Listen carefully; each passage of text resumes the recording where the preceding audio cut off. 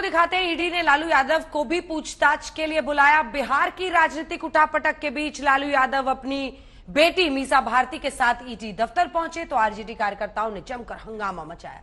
RJD का कहना है कि लालू यादव को चुनावी हथकंडे के तहत परेशान किया जा रहा है।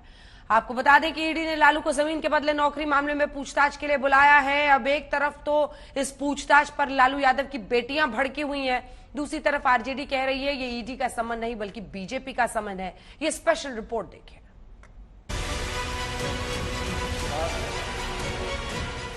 अब बिहार में शुरू हो गई ईडी वाली पॉलिटिक्स। पहले नीतीश ने गिराई सरकार, अब लालू से सवाल। जमीन के बदले नौकरी केस में लालू को ईडी ने बुलाया। आरजेडी के आरोप, बीजेपी कर रही ईडी का इस्तेमाल। ईडी दफ्तर के बाहर आरजेडी कार्यकर्ताओं का हंगामा। बिहार में सियासत का जो खेला चल रहा है, पूरे देश की नजर सबसे ज्यादा बिहार पर ही है। बिहार में कल नीतीश कुमार ने जबरदस्त पलटी मारते हुए आरजेडी के गठबंधन वाली सरकार गिरा दी और बीजेपी के साथ जुड़कर फिर से मुख्यमंत्री पद की शपथ ले ली। जब नीतीश शपथ ले रहे थे तब ईडी की टीम भी दिल्ली से पटना पहुंच चुकी थी और आज नौकरी के बदले जमीन मामले में ईडी ने लालू को पूछताछ के लिए बुला लिया। सोमवार सुबह 11 बजे लालू यादव अपनी बेटी और सांसद मीसा भारती के साथ ईडी के समन पर पूछताछ के लिए ईडी कार्यालय पहुंचते हैं। लालू चाहते थे कि उनकी गाड़ी ईडी कैंपस के अंदर तक जाए, लेकिन ईडी दफ्तर के बाहर ही उनकी गाड़ी रोक ली जाती है। आधे घंटे तक बहस होती है। बाद में लालू गाड़ी से उतरकर पैदल ही ईडी कैंपस के अंदर जाते हैं। इस बीच ईडी दफ्तर के बाहर हजारों आरजेडी कार्यकर्ताओं का हुजूम उमड़ पड़ता है और विरोध प्रदर्शन शुरू हो जाता है।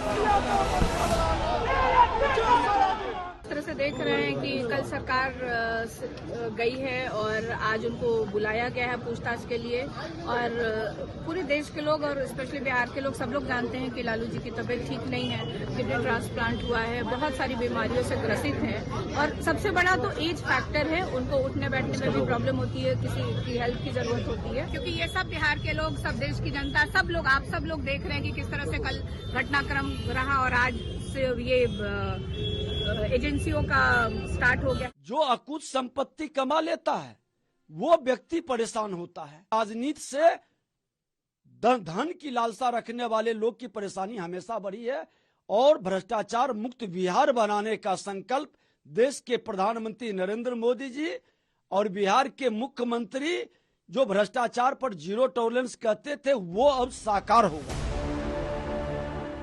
आपको बता दें कि मीसा भारती भी ईडी दफ्तर के अंदर लालू के साथ जाना चाहती थी, लेकिन ईडी ने उन्हें गेट पर ही रोक लिया और उन्हें अंदर जाने की इजाजत नहीं दी गई।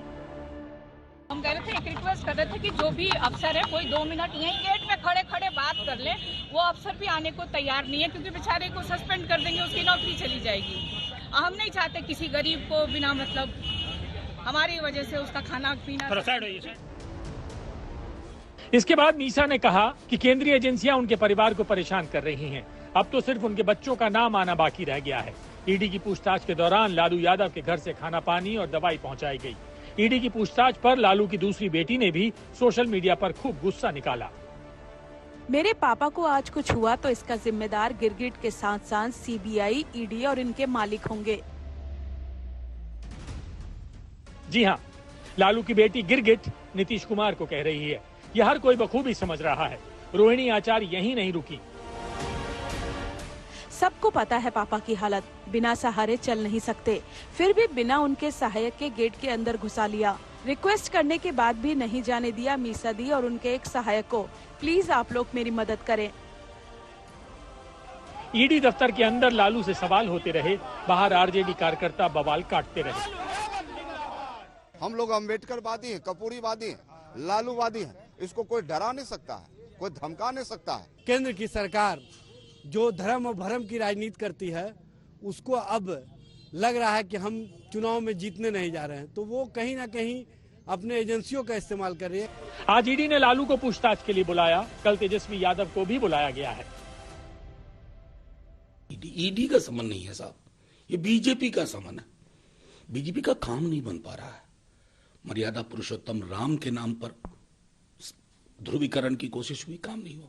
मर्यादा पुरुषोत्तम का चरित्र समावेशी है, सबके हृदय में है, तो वहां काम नहीं बना।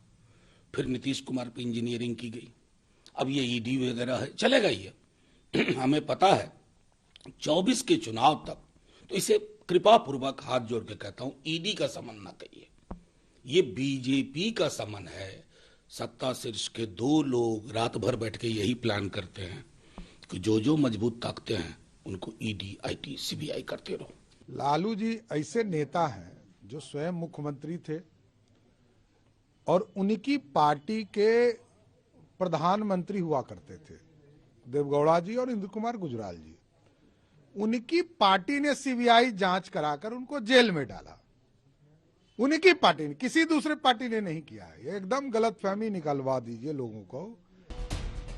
आपको बता दें कि मामला 2004 से 2009 के बीच का है। आरोप है कि लालू के राज में रेलवे में जमीन के बदले नौकरी दी गई। कुल 1 लाख फुट जमीन को सेल डीड या फिर गिफ्ट डीड के जरिए लिया गया, जिसमें लालू के अलावा राबड़ी देवी, तेजस्वी यादव और मीसा भारती समेत कई लोगों को आरोपी बनाया गया है। ईडी स्वतंत्र संस्था है, देश कानून से चलता है, कानून सबके लिए समान होता है, और जहां भ्रष्टाचार होगा, जहां कदाचार होगा, जहां कानून तोड़ा जाएगा, जहां जनता के हक की लूटमारी होगी, वहां तो कानून पहुंचेगा ना। ईडी, इनकम टैक्स और सीबीआई, सेंट्रल एजेंसी, इनके सहारे चुनाव जीतना चाहती है सरकार। ये देश के लोगों को देखना है कि ये उचित हो रहा है या अनुचित हो रहा है। अब संपूर्ण विपक्ष लालू यादव के पक्ष में बोल रहा है और कह रहा है कि केंद्र सरकार केंद्रीय एजेंसियों का दुरुपयोग कर रही है और ये सब 2024 के लोकसभा चुनावों के लिए हो रहा है। रोहित सिंह और आदित्य वैभव के साथ शशि भूषण सिंह, पटना, आज तक।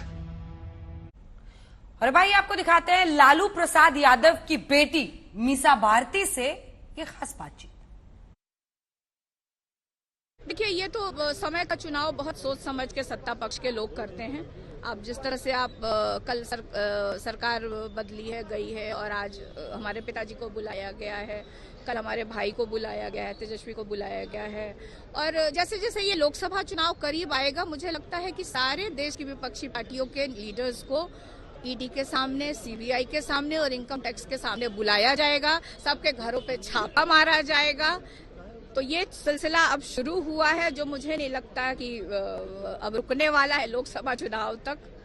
तो इस तरह से कहीं ना कहीं भारतीय जनता पार्टी, हमारे देश के प्रधानमंत्री सबको परेशान करेंगे, उनको उलझा के रखेंगे ताकि वो जनता के बीच ना जाए।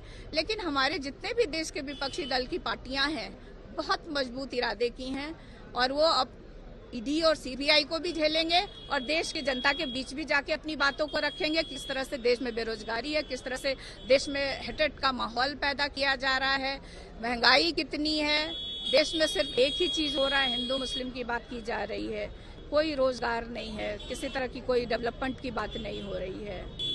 एक आखिरी सवाल, सीआरपीएफ की टीम यहाँ पहुंच गई, क्या डर लग रहा है गिरफ्तारी का आप लोगों को? देखिए, ना तो हमारे नेता कभी डरे हैं, ना हमारा परिवार कभी डरा है। हमारा परिवार, मैं कहती हूँ तो सिर्फ हमारा परिवार मतलब पर्सनल परिवार नहीं, ना हमारा राष्ट्रीय जनता दल परिवार डरा है, और इसमें ऐसा कुछ किया नहीं है लालू जी ने कि उसको अरेस्ट करने की आवश्यकता सरकार को पड़ेगी।